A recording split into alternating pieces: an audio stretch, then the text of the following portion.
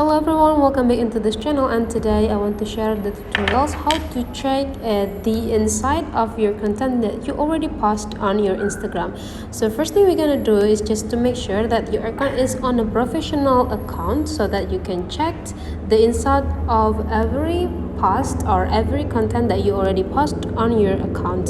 So if your Instagram account is already in a professional account, you can just open what content that you want to see, and then if you can see here right in the belows of the content there is a view inside features.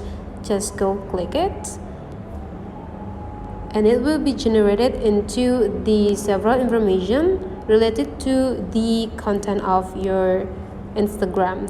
So here we can see that the amounts of likes of this content is 72, and it's also contained 2 comments, and we already reached approximately 250 accounts from this content. So that's all for today's tutorial. Thank you for watching. Don't forget to leave some comment, like and subscribe into this channel.